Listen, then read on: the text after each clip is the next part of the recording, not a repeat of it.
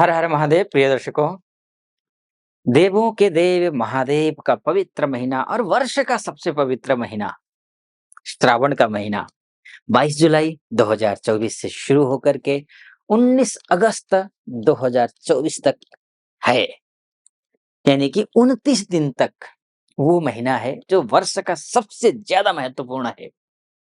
इस एक महीने में क्या कुछ होगा, ये सब कुछ मैं इस वीडियो में डिटेल में बताने वाला हूँ, क्योंकि ये 29 दिन आपके लिए बहुत मायने रखते हैं। सबसे पहले तो ये है कि ये सावन का महीना जो शुरू हुआ है ना, वो जिस दिन शुरू हो रहा है यानी कि 22 तारीख को सोमवार है, और सोमवार के दिन से पहले दिन श्रावण के महीने में सोमवार का पड़ना अत्यंत शुभ है, क्योंकि वो साक्षात महादेव का वार है। पहली बात। दूसरी बात, प्रीति योग है, प्रेम स्नेह बढ़ेगा पति पत्नी के बीच में, भाई बहनों के बीच में। कहीं कोई खटपटी चल रही हो तो स्नेह बढ़ेगा, प्यार आप बढ़ेगा, आपके दोस्तों से प्यार बढ़ेगा, शत्रुता मित्रता में बदल जाएगी। जैसा मैं कहूँगा वैसा करना, और ग्रह क्या-क्या कह रहे हैं ये भी मैं आपको बताऊँगा, क्योंकि अद्भुत तरीके से बुध की स्थिति आपकी राशि में है, सिंह राशि में है। शुक्र यहाँ देख लीजिए दिगाधिपति बली होकर के बैठा हुआ है, और मंगल दशमस्थ है, ये भी बहुत अच्छा कुछ देने वाला है, इस पर भी आऊँगा मैं। उससे पहले दूसरा जो एक अच्छा योग तीसरा सोमवार पहला दिन, श्रावण के पहले दिन सोमवार, ये अद्भुत है योग संयोग, क्योंकि 72 सालों बाद ऐसा योग बन रहा है। दूसरा प्रीति योग, तीसरा जो है शाम के समय सोमवार के दिन ही 22 तारीख को ये आयुष्मान योग बन रहा है। अगर आपके घर में कोई अक्सर आए दिन बीमार रहता हो तो शिव जी की आराधना कर लेना। इस साल के जो श्रावण का महीना है उसकी विशेष महत्ता है। आप रोगी से निरोगी हो जाएंगे, अस्वस्थता से स्वस्थता की ओर आप जाएंगे।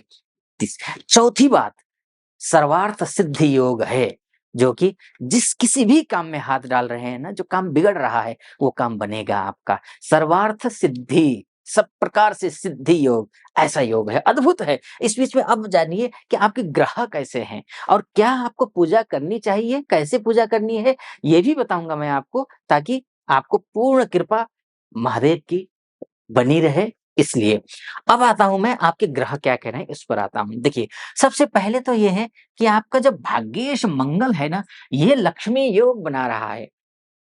ये बहुत अच्छा योग है, यानी कि भाग्येश का केंद्रस्थ होकर के बैठना, वो भी गुरु जैसे मित्र ग्रह के साथ में बैठना, ये शुभ दर्शाता है। आपके पास लक्ष्मी जी आएंगी। अगर आप प्लानिंग से कोई भी कार्य करने में सफल रहे तो लक्ष्मी जी की कृपा आपके घर में होगी। अभी तक जो फाइनेंस को लेकर के दिक्कतें आ रही थी वो फाइनेंस दूर होगा। इसके साथ साथ में गुरुदेव भी साथ में यहाँ बैठे हुए हैं, क्योंकि ये जो वीडियो है मैं ज्यादातर नक्षत्र, इस चैनल में ज्यादातर नक्षत्र ज्योतिष के हिसाब से मैं वीडियोस बनाता हूँ। तो गुरुदेव जो है ना, वो भी देख लीजिए, वो रोज चंद्रमा के नक्षत्र में बैठे हुए हैं। चंद्रमा मित्र ग्रह है गुरुदेव का।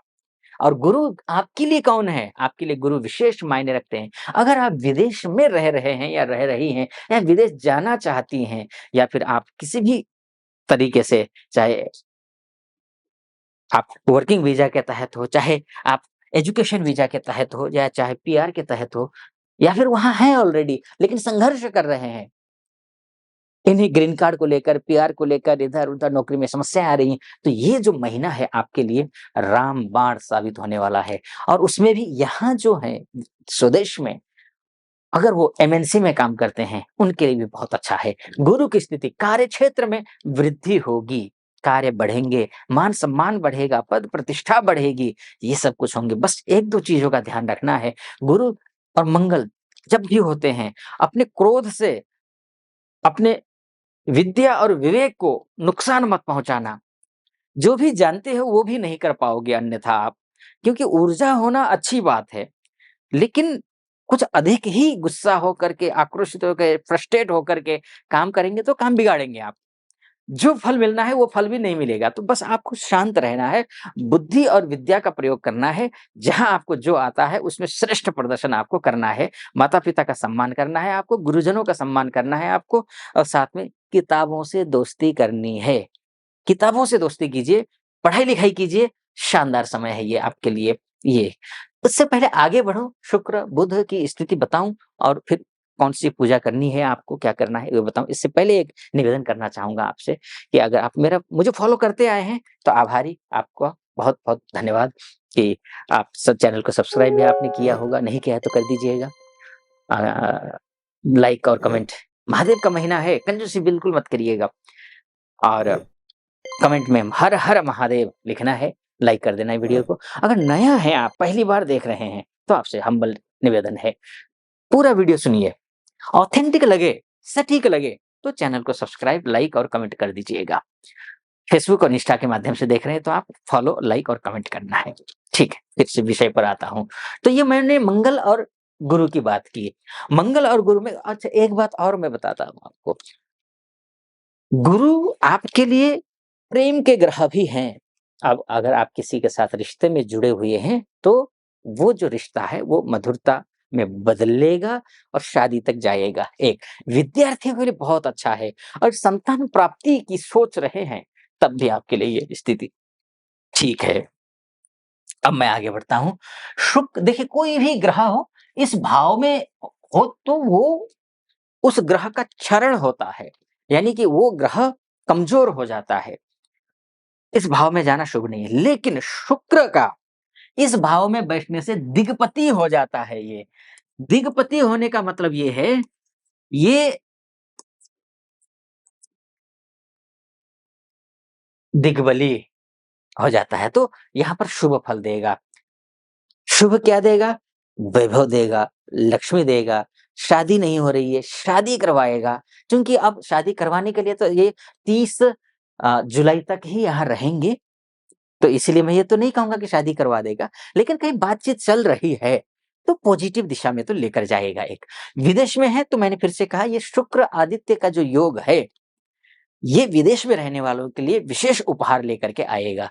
लेकिन 30 जुलाई के बाद ये शुक्र कहाँ आ रहा है?